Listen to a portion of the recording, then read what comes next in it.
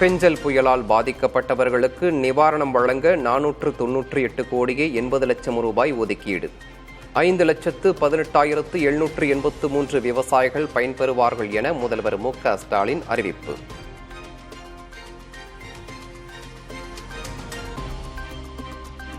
திட்டங்களுக்கான ஒன்றிய அரசின் பங்குத் தொகையை விரைந்து வழங்க வேண்டும்.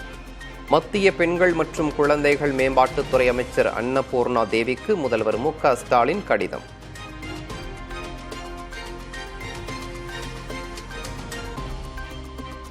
மத்திய அரசுக்கு எதிராக சென்னையில் திமுக மற்றும் கூட்டணி கட்சிகள் ஆர்ப்பாட்டம்.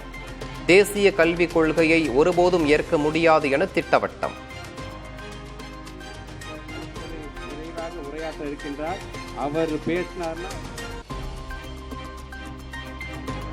ஹிந்தியை ஏற்றுக்கொண்டால் தாய்மொழி தமிழை விரைவில் இழந்து விடுவோம்.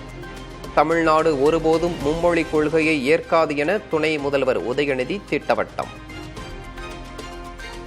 எங்களுக்கு அரசியல் எல்லாம் இரண்டாவதுதான். எங்களுக்கு முதல்ல எங்களுடைய மொழி உணர்வு, இன உணர்வு, அதை நீங்கள் புரிந்து கொள்ள வேண்டும்.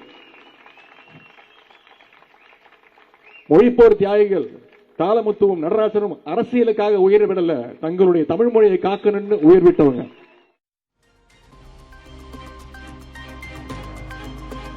மும்மொழி கொள்கை மூலம் தமிழகத்தில் ஹிந்தி திணிக்கப்படாது என அண்ணாமலை உறுதி. தவேக தலைவர் விஜய் சிபிஎஸ்இ பள்ளி நடத்துவது எத்தனை பேருக்கு தெரியும் என்றும் கேள்வி. எத்தனை பேருக்கு தெரியும் அண்ணன் விஜய் அவர்கள் ஒரு தனியார் சிபிஎஸ்இ பள்ளி நடத்துறது? தமிழக வெற்றி கழகத்தினுடைய தலைவர் திரு விஜய் அவர்கள் ஒரு சிபிஎஸ்இ பள்ளி நடத்துறாங்க பதூர்ல. அந்த பள்ளியினுடைய பெயர் விஜய் வித்யாசிரம்.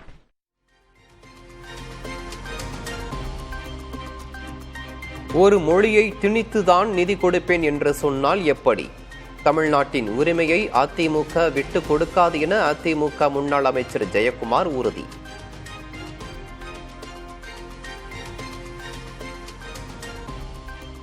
தமிழ் மாணவர்களின் கல்வி வாய்ப்பை பறிப்பதுதான் பாஜக அரசின் நோக்கம். மார்க்சிஸ்ட் கம்யூனிஸ்ட் கட்சியின் மாநில செயலாளர் சண்முகம் குற்றச்சாட்டு.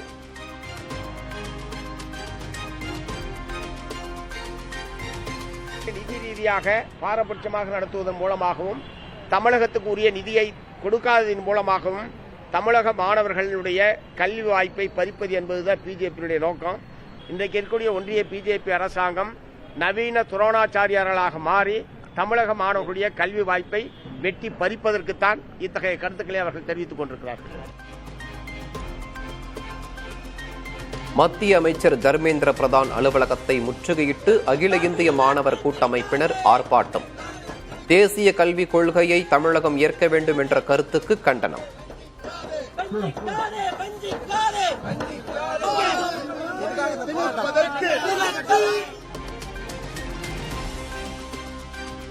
சட்டப்பேரவை தேர்தல் பணிகளை துரிதப்படுத்தும் அதிமுக. புதிதாக நியமிக்கப்பட்ட மாவட்ட பொறுப்பாளர்களுடன் வரும் 24ஆம் தேதி இபிஎஸ் ஆலோசனை.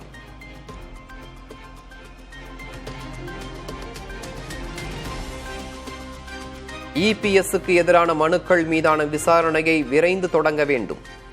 உயர்நீதிமன்ற உத்தரவை தொடர்ந்து தேர்தல் ஆணையத்தில் புகழேந்தி மனு.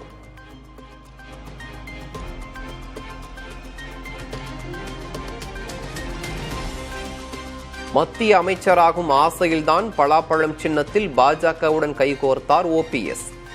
ராமநாதபுரம் தொகுதியில் இரட்டை இலை டெபாசிட் இழந்தது தொடர்பான ஓபிஎஸ்ஸின் குற்றச்சாட்டிற்கு ஆர்பி உதயகுமார் பதில்.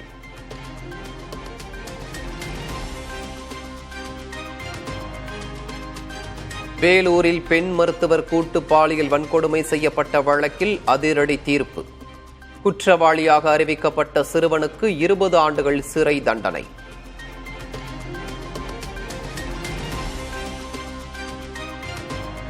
கோவையில் சமூக வலைதளத்தில் பழகி 17 வயது சிறுமிக்கு கூட்டு பாலியல் வன்கொடுமை. கல்லூரி மாணவர்கள் 7 பேரை கைது செய்தது காவல்துறை.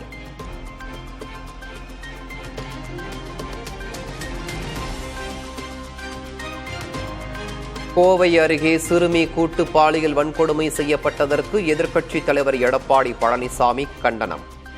பெண்கள் பாதுகாப்பை முற்றிலுமாக துறந்துவிட்டு முதலமைச்சர் விளம்பர மோகத்தில் இருப்பதாக குற்றச்சாட்டு.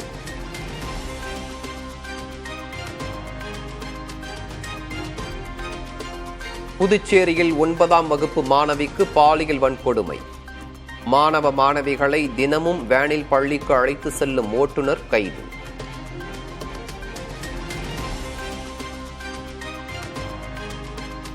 பரமக்குடியில் அரசு பேருந்தை ஜப்தி செய்ய சென்ற நீதிமன்ற ஊழியர்கள்.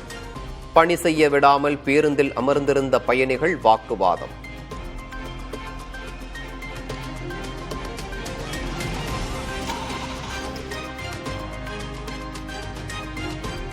திருவள்ளூர் பட்டறை பெருமந்தூர் பகுதியில் 12ஆம் நூற்றாண்டைச் சேர்ந்த கோயிலில் கண்டுபிடிக்கப்பட்ட நிலவறை சுரங்கம். குலோத்துங்க சோழன் வளநாடு என பொறிக்கப்பட்ட கல்வெட்டும் கண்டெடுப்பு.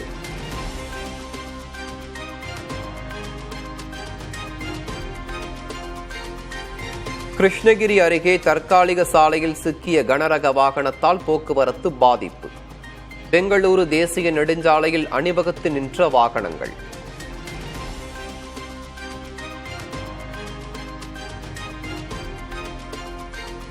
டெல்லியின் அடுத்த முதல்வராக பதவியேற்கப் போவது யார்? பர்வேஷ் வர்மா, ஆஷிஷ் சூட், ரேகா குப்தா ஆகியோரில் ஒருவர் தேர்வு செய்யப்பட வாய்ப்பு.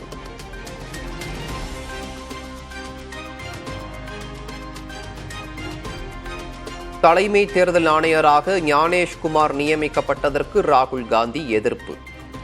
அவசரமாக நியமித்ததன் மூலம் தேர்தல் நடைமுறை மீதான நேர்மை கேள்விக்குறியாகியுள்ளதாக விமர்சனம்.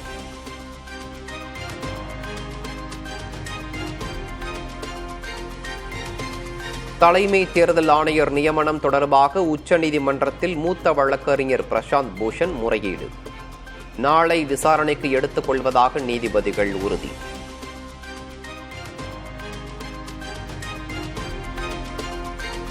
மின்னொளி அலங்காரத்தில் காட்சியளித்த கும்பமேளாவின் திரிவேணி சங்கமம். மகா தீபாராதனை காட்டி ஏராளமான பெண்கள் வழிபாடு.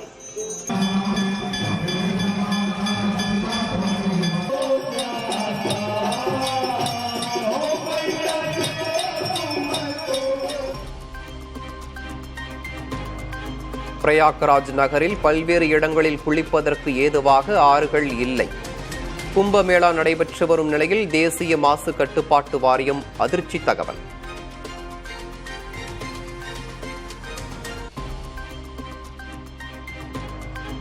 உத்தரப்பிரதேச பட்ஜெட் கூட்டத்தொடரை புறக்கணித்த சமாஜ்வாதி கட்சி எம்எல்ஏக்கள். கும்பமேளா ஏற்பாடுகளை பாஜக அரசு முறையாக செய்யவில்லை என குற்றச்சாட்டு.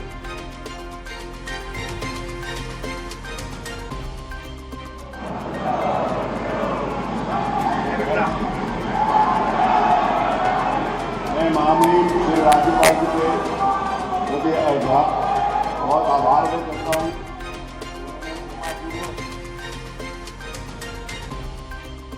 உக்ரைன் ரஷ்யா இடையிலான போர் முடிவுக்கு வருமா? போர் நிறுத்தம் தொடர்பாக சவுதி அரேபியாவில் ரஷ்யா அமெரிக்கா இடையே பேச்சுவார்த்தை.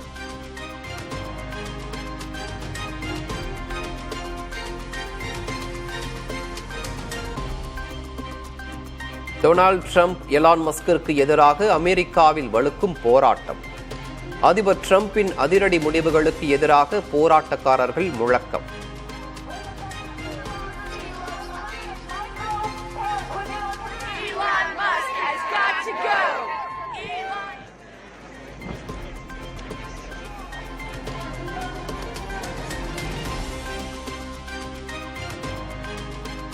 பாலஸ்தீன அகதிகளுக்கான மீட்பு பணிகளை ஐநா மேற்கொள்ள வேண்டும். கடந்த ஆண்டு தடை விதித்திருந்த நிலையில் இஸ்ரேல் பிரதமர் நெத்தன்யாகு திடீர் அறிவிப்பு.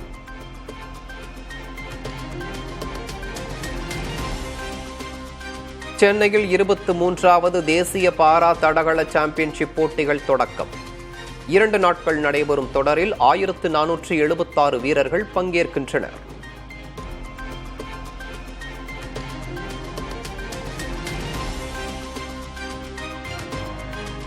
சென்னையில் நடைபெறும் தேசிய பாரா தடகள சாம்பியன்ஷிப் தொடரிலிருந்து மாரியப்பன் தங்கவேலு விலகல். காலில் அறுவை சிகிச்சை செய்ய உள்ளதால் முடிவு. என்ன சர்ஜரி இருக்கு? பிளேட் செட் பண்ணுறோம். நியூ ஸ்டைல் வந்து ஸ்டேஜ் பண்ணுறதுக்காக கோச் சொல்லியிருக்காரு. அதனால் நல்லா பார்ட்டிசிபேஷன் பண்ணுங்கள. இதனால் எனக்கு ரொம்ப சந்தோஷமாக இருக்குது. பார்த்திங்கன்னா நம்ம வந்து ஃபர்ஸ்ட் டைம் வந்து நம்ம தமிழ்நாட்டில் அதுவும் நேஷனல் மீட்டில் வந்து பேரா அத்லெட்டிக் வந்து நடக்குது.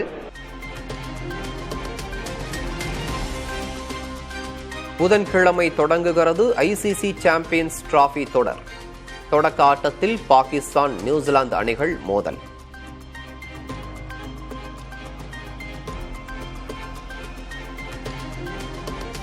வெங்கி அட்லூரி இயக்கத்தில் சூர்யா நடிக்கும் 46வது படத்தின் புதிய அப்டேட். கதாநாயகியாக பாக்கியஸ்ரீ போர்ஸ் ஒப்பந்தம் செய்யப்பட்டுள்ளதாக தகவல்.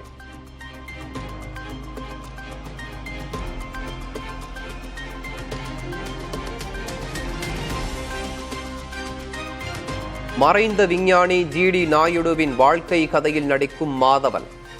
படத்தின் டைட்டில் போஸ்டர் வெளியீடு.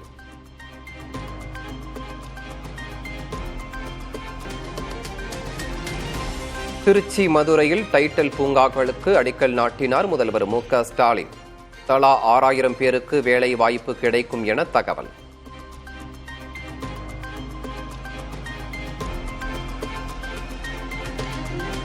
மார்ச் 14ஆம் தேதி தமிழக நிதிநிலை அறிக்கையை தாக்கல் செய்கிறார் நிதியமைச்சர் தங்கம் தென்னரசு. 15ஆம் தேதி வேளாண் பட்ஜெட் தாக்கல் செய்யப்படும் என சபாநாயகர் அப்பாவு அறிவிப்பு. 2025ஆம் ஆண்டு மார்ச் மாதம் 14ஆம் தேதி வெள்ளிக்கிழமை காலை 9:30 மணிக்கு கூட்டியுள்ளேன் என்பதை தெரிவித்துக் கொள்கின்றேன். அன்றைய தினமே மாண்புமிகு நிதியமைச்சர் மாண்புமிகு தங்கம் தென்னரசு அவர்களால் 2025-26ஆம் ஆண்டுக்கான நிதிநிலை அறிக்கையினை தாக்கல் செய்யப்படும் என்பதையும் தெரிவித்துக் கொள்கிறேன். 60 ஆண்டுகளாக தமிழ் என்று பேசுகிறார்களே தவிர தமிழருக்கும் தமிழ் இலக்கியத்திற்கும் எந்த சேவையும் செய்யவில்லை. சென்னையில் நடைபெற்ற நிகழ்ச்சியில் ஆளுநர் ஆர்.என். ரவி விமர்சனம்.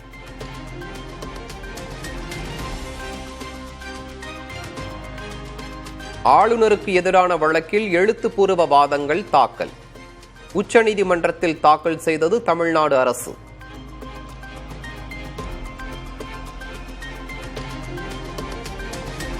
தவேகாவிற்கு எதிராக இஸ்லாமியர்களை திசை திருப்பும் திமுகவின் சித்து விளையாட்டு எடுபடாது. தவேகாவுக்கு ஆதரவு தெரிவித்த பின்னர் தமிழ்நாடு முஸ்லிம் லீக் அறிக்கை.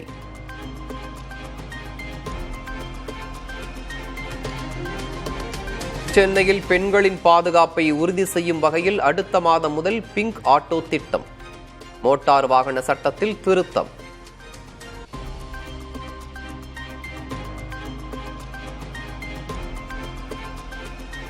ஓலா, ஊபர் போன்று அரசே செயலி உருவாக்க வேண்டும் என ஆட்டோ தொழிற்சங்கத்தினர் கோரிக்கை.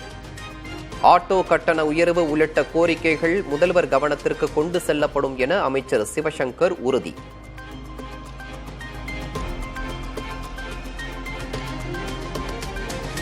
மதுரை மக்கள் ஒற்றுமையுடன் இருக்கிறார்கள். திருப்பரங்குன்றம் மலை விவகாரம் தொடர்பான புதிய தலைமுறையின் செய்தியை சுட்டிக்காட்டி அமைச்சர் சேகர்பாபு பேட்டி.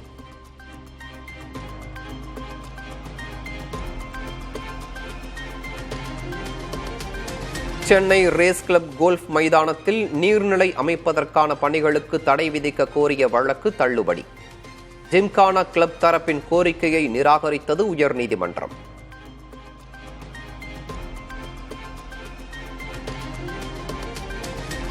அனுமதியில்லாத கட்டுமானங்கள் நீடிக்க அனுமதிக்க கூடாது. பெருந்தொகை முதலீடு செய்யப்பட்டுள்ளது என்ற காரணத்திற்காக இரக்கம் காட்டக்கூடாது என்றும் சென்னை உயர்நீதிமன்றம் உத்தரவு.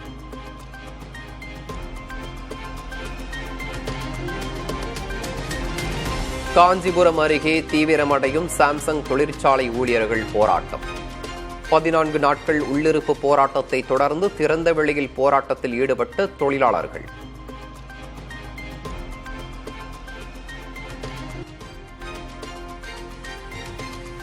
மதுரை வாடிப்பட்டியில் குடும்ப தகராறில் வீட்டை அடித்து நொறுக்கிய உறவினர்கள். சிசிடிவி காட்சிகளின் அடிப்படையில் காவல்துறை விசாரணை.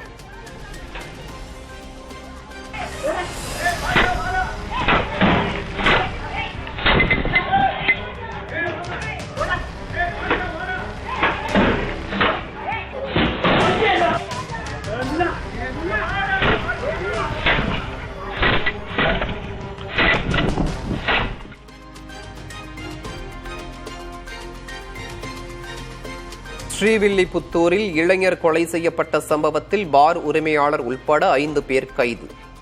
மது அருந்திய போது ஏற்பட்ட தகராறு கொலையில் முடிந்திருப்பதாக தகவல்.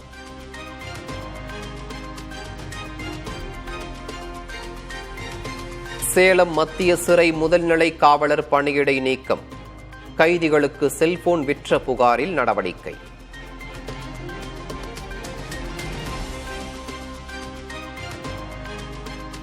திருக்கோவிலூர் அருகே 17 வயது மகளை திருட்டில் ஈடுபடுத்தியதாக தந்தை கைது. 3 லட்சம் ரூபாய் மதிப்பிலான தங்கம், வெள்ளி நகைகள் பறிமுதல்.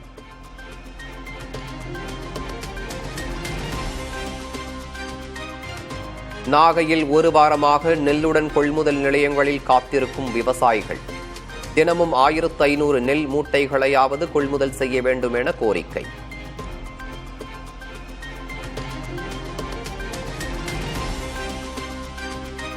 தேனி ஆண்டிப்பட்டியில் செண்டுமல்லி பூக்களை சாலையோரம் கொட்டிச் சென்ற விவசாயிகள்.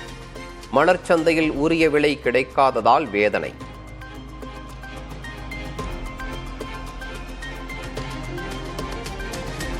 மீனவர்கள் விவகாரத்தில் மத்திய அரசு இலங்கை அரசுடன் பேச வேண்டும். விசைப்படகு மீனவ கூட்டமைப்பின் தலைவர் சேசுராஜா வலியுறுத்தல். குஜராத் மீனவன் பாதிக்கப்பட்டா உடனே மத்திய அரசாங்கம் பொங்கி எழுந்து அவங்களை காப்பாத்துறாங்க. ஆனா தமிழக மீனவர்கள் பாதிக்கப்பட்டா அவங்கள ஏன் கூட கேட்க மாட்டாங்க. இனியும் இந்த மீனவர்கள் மீது கருணை கொண்டு மத்திய அரசாங்கம் கேள்வி கேட்காம இருக்கிறது மிகுந்த வேதனை அளிக்குது. இலங்கை அரசுடன் பேசி இந்த பிரச்சனையை தீர்க்கிறதுக்கு வழிவகை செய்யணும். ராமநாதபுரம் மாவட்டம் தொண்டியில் மீனவர்களின் வலையில் சிக்கிய 75 கிலோ எடையுடைய ஆமை. அரிய வகையான சித்தாமையை பத்திரமாக மீண்டும் கடலில் விட்ட மீனவர்கள்.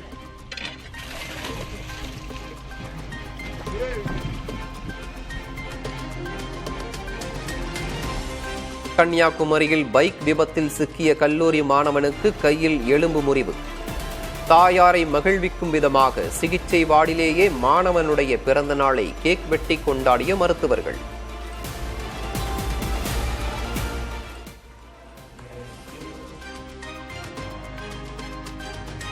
உடல் உறுப்பு தானம் செய்வோருக்கு அரசு சார்பில் மரியாதை செலுத்த புதுச்சேரி அரசு முடிவு.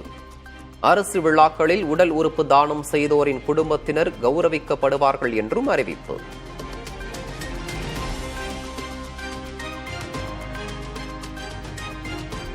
கமுதி அருகே வெகு உற்சாகமாக நடந்த மாட்டு வண்டி பந்தயம். இலக்கை நோக்கி சீறி பாய்ந்த மாட்டு வண்டிகள்.